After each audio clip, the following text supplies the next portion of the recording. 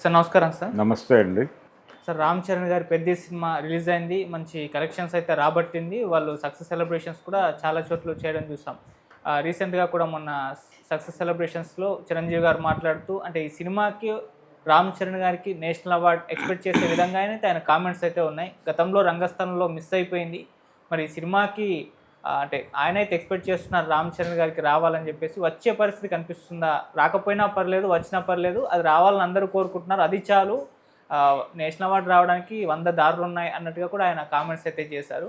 మరి ఆయన కామెంట్స్ని ఎలా అర్థం చేసుకోవాలి? ఈ సినిమాకి వచ్చే అవకాశం ఏమన్నా ఉందా సార్ రామ్ చరణ్ గారికి?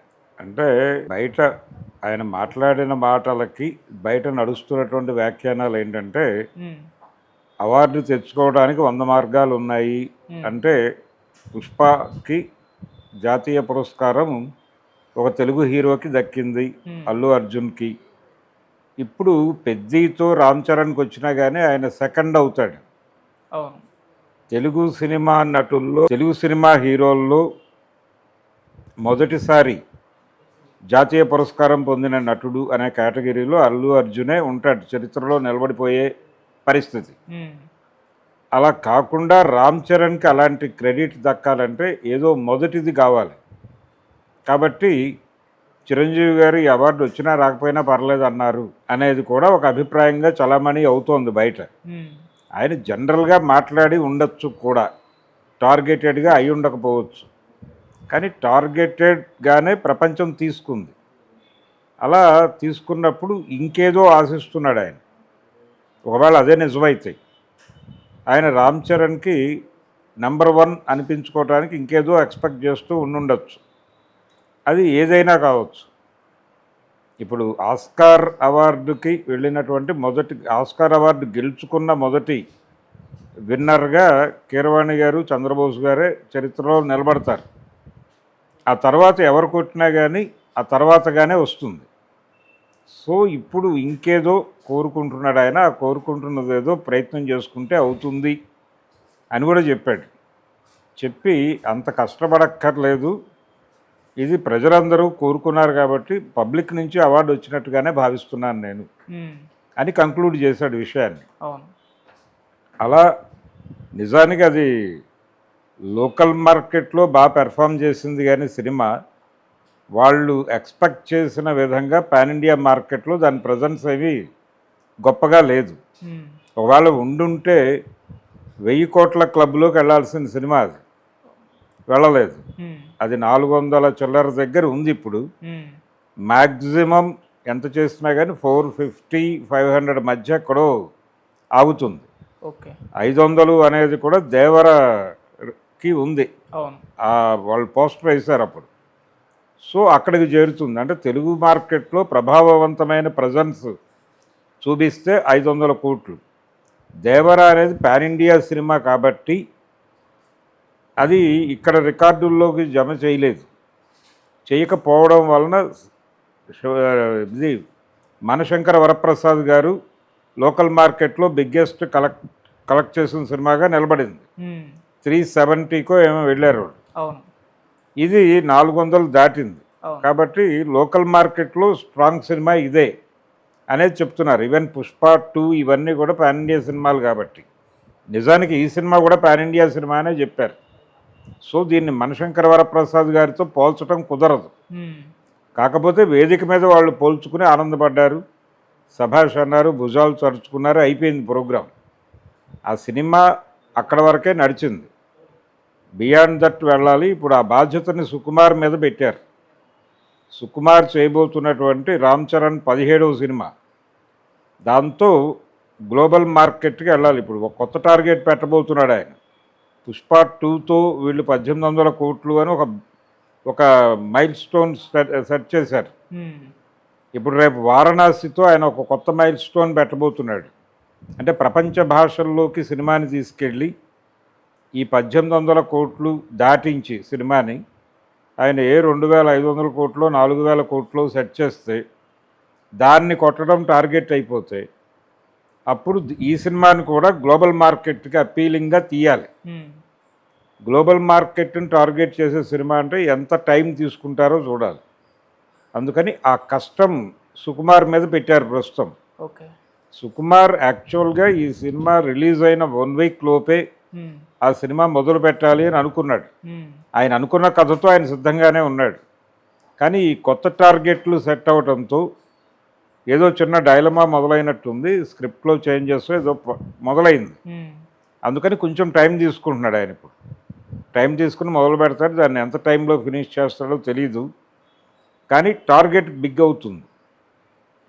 వారణాసికి ముందైతే చేయలేరు వీళ్ళు. వారణాసి రిలీజ్ అయిన తర్వాతే రిలీజ్ కావాలి కాబట్టి అది క్రియేట్ చేసే రికార్డుల మీద కూడా వీళ్ళ నజర్ వేయకపోతే కుదరదు. ఉమ్, ఎక్కడైనా బావా అనొచ్చు కానీ పోటీలో బావా అంటాం కుదరదు. అందుకని డెఫినెట్గా వీళ్ళిద్దరికీ ప్రోగ్రాం ఉంది. ఇప్పుడు వారణాసి సెట్ చేసే రికార్డుల్ని కొట్టడం అనేది ఈ సుకుమార్ రామ్ చరణ్ సినిమాకి మాత్రమే కాదు, ఉమ్, అల్లు అర్జున్ అట్లీ కలిసి చేస్తున్నటువంటి రాకాకి కూడా ఒక కొత్త రికార్డు సెట్ చేసి పెడతాడు ఆయన. ఓకే. దాన్ని కొట్టడం టార్గెట్, రాకాకైనా లేకపోతే RC-17 అయినా. ఉమ్, అందుకని ఇది రికార్డుల వేట నడుస్తూ ఉంటుంది. ఇది బిగ్ హిట్ కాలేదు సినిమా. ఉమ్, అది వాళ్ళని కొంచెం ఇబ్బంది పెట్టింది. ప్రొడ్యూసర్ గారు ఆ మేరకు బాధపడ్డాడు. 2-3 వేదికల మీద ఆయన తన ప్రాబ్లమ్ని ఎక్స్ప్లెయిన్ చేసే ప్రయత్నం చేశాడు.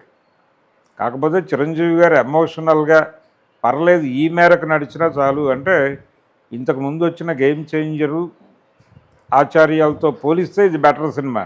ఉమ్, సో ఆ మేరకు మనం బ్రైట్ దిశగా వెడుతున్నాము కాబట్టి నెక్స్ట్ మైల్ స్టోన్ మనం కొట్టేస్తాం. ఎలాగూ సుకుమార్ది కొట్టేస్తే అక్కడి నుంచి సెట్ చేసుకోవచ్చు అన్న మూడ్లో కనిపించాడు ఆయన. అది ఆయన టోటల్గా ఆయన ఉపన్యాసం వెనకాల ఉన్నటువంటి ఆవేశం వెనకాల ఉన్న గొడవ. ఓకే. దీనిలో ఏదైనా పట్టుకురావచ్చు. అంటే ఆయన అల్లు అర్జున్ మీద కామెంట్ చేశాడు అనుకోవటానికి కూడా ఆస్కారం కల్పించాడు. ఉమ్, కల్పిస్తూనే వ్యాఖ్య నడిచింది. ఓకే. అవార్డులు తీసుకోవడానికి 100 మార్గాలు ఉన్నాయని. అంటే మేము తీసుకోదలుచుకోవట్లేదు అని చెప్పాడు ఆయన. ఉమ్, ఎందుకు తీసుకోదలుచుకోవట్లేదు అంటే, తీసుకుంటే మాత్రం ఏమవుతుంది, మేము 2వ వాళ్ళమో 3వ వాళ్ళమో అవుతాం, దానికోసం ఇంత కష్టపడటం అవసరమా అనే యాంగిల్లో కూడా చెప్పుండొచ్చు ఆయన. ఓకే సార్, గతంలో రంగస్థలం సినిమాకి రావాల్సి ఉంది, అది మిస్ అయిపోయిందని చిరంజీవి గారు కూడా వేదిక మీద చెప్పారు. సుకుమార్ గారు కూడా పలు సందర్భాల్లో చెప్పడం జరిగింది.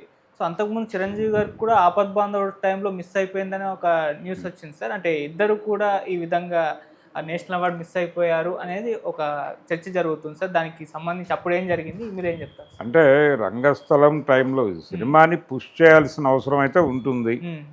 ఏదో కాపీ పంపించేసి చేతులు కడుక్కుంటే కుదరదు కదా. ఆస్కార్ అవార్డు సాధించడానికి రాజమౌళి చాలా లెగ్ వర్క్ చేశాడు, ఆయన టీం చేసింది. కాబట్టి అలాంటి లెగ్ వర్క్ జరిగిందా లేదా అన్నది చూడాలి. పుష్ప 2కి జరిగింది, వాళ్ళు అచీవ్ అయ్యారు.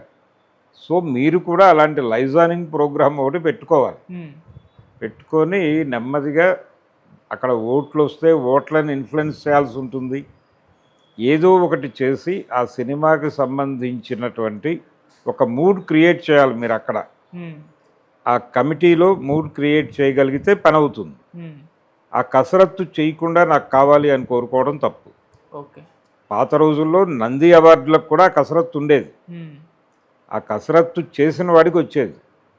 దీని మీద రంగారావు గారు అడపాదడపా రియాక్ట్ అయ్యి, హైదరాబాద్లో ఉన్నోళ్ళు గవర్నమెంట్కి దగ్గరగా ఉంటారు, లాబీ చేసి అవార్డులు వేయించేసుకుంటారు వాళ్ళ సినిమాలకి, మెడ్రాస్లో తీసే సినిమాలు వాళ్ళకి ఆనవు అని ఓపెన్గా మాట్లాడాడు ఆ పెద్ద మనిషి. ఆ రోజుల్లో నాగేశ్వరరావు గారిని టార్గెట్ చేస్తూ అన్న మాటలేదు. కాబట్టి ఈ అభిప్రాయం చాలామందిలో ఉంది.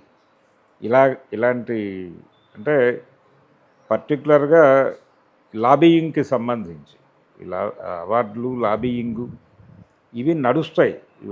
ఆయన చెప్పిన 100 మార్గాలు నడుస్తాయి. అయితే రంగస్థలంకి గనక కొంచెం పుష్ చేసి ఉంటే ఆ సినిమాకి అవార్డు వచ్చేస్తే ఆయనే, రామ్ చరణే నెంబర్ 1 అయ్యేవాడు.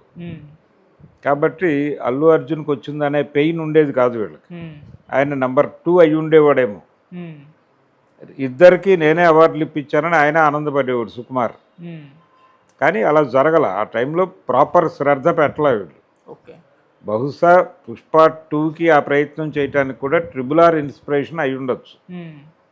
మనం పుష్ చేస్తే కొంత అయ్యే అవకాశం ఉందేమో, ప్రయత్నం చేద్దాం అని అనుకుని చేసుంటారు. అయ్యింది.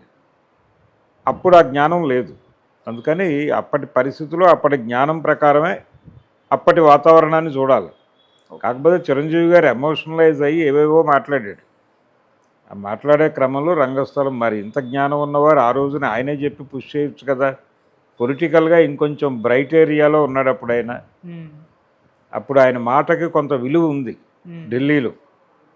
అది నడిపించుంటే సక్సెస్ అయ్యి ఉండేది కూడా మిషన్. ఓకే. మరి అప్పుడు చేయకుండా ఇప్పుడు బాధపడే ప్రయోజనం ఉంది చిరంజీవి గారు.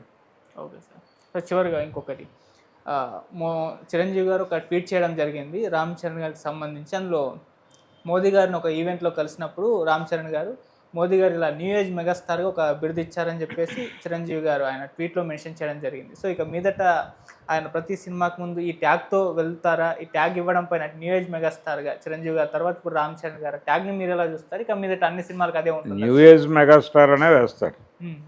వేయక తప్పని పరిస్థితి ఉంది అని ఆయనే చెప్పాడు కాబట్టి ఇక అదే మొదలు పెడతారు. మెగా పవర్ స్టార్లో ఇప్పుడు మెగా ఉంటుంది కానీ పవర్ ఉండదు. ఓకే. పవర్ లేకుండా పవర్ ఏరియాలో న్యూ ఏజ్ యాడ్ అవుతుంది. యాడ్ అయితే కొత్త తరానికి కొత్త మెగాస్టార్ అంతే, ఇంకా నో అదర్ మెగాస్టార్. ఈయనే మెగాస్టార్ అని ఆ పవర్ని తీసేశారు. ఓకే. పవర్ విడిగా సినిమాలు చేసుకుంటోంది కాబట్టి పవర్ అక్కడికి వెళ్ళిపోయింది. ఈయన సినిమాలు ఈయన చేసుకుంటాడు. Okay sir, thank you so much.